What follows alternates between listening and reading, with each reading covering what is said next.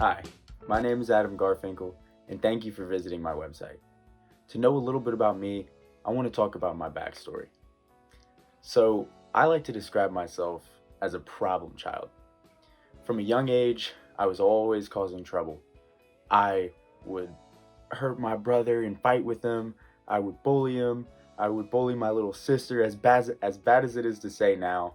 I would get in trouble at school, get in trouble at camp. I just didn't know how to contain myself. I had really bad anger issues, and I didn't respond well to treatments like talk therapy. I just was a very stubborn and naive individual. But one thing stuck with me throughout my entire life was that nobody could make me mad. I chose to make myself mad. I never really understood what this meant until I started to develop as an individual, mature, and learn more about myself. Fast forward to the end of high school, I started battling really bad depression, anxiety, and OCD. COVID was a really bad time for me. And I didn't really know what to do. Just like I had before, I didn't respond well to traditional therapies. I hated the idea of taking medicine, even though I ended up doing it. But I just thought that there would be a better way for me to help myself, to be a better individual, and not rely so much on these other treatments. So I started thinking.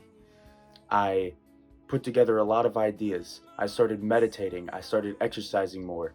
I started spending a lot of time outside, and nature became one of the most significant aspects of life to me. I started listening to more music and just so many more things that just helped me enjoy life more and love life more. And I soon started to realize that if I was feeling down, I could help myself feel better. If I was laying in bed and I didn't want to get up, I would tell myself that it's going to be okay and push myself to go do the things that I've always loved to do. So I always like to think that if I wasn't ever a problem child, I would have never turned into a problem solver. To be honest, I'm still unsure what I want to do after I graduate. I don't know where I want to live, and I don't know what specific industry I want to get into.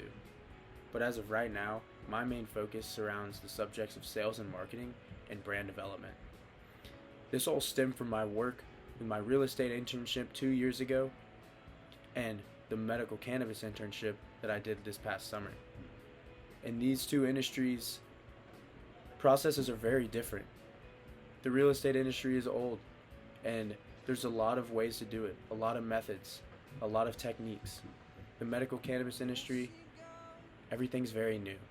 There's a lot of opportunity, a lot of possibility. There's nothing set in stone. And what I think was interesting this last summer was I got to get an introduction to these two subjects in a different way than I had before. Whether I remain in these industries or switch to something else, I'm sure I'll be able to find something that I'm passionate about and that I'm willing to work very hard in and try to make a change in the world.